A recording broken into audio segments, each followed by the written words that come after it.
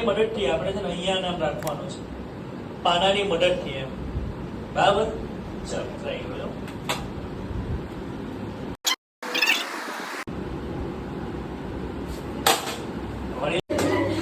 ચલો અમને આપો, આ ટ્રાય કરવાના. ચાલો ચાલો ફટાફટ.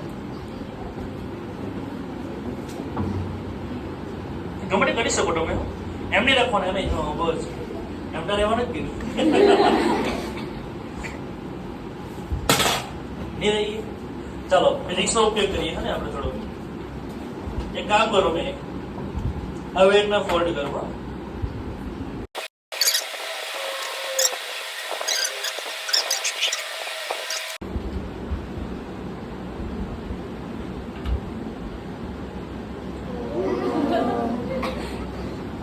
અને શીખવાનું શું મળે?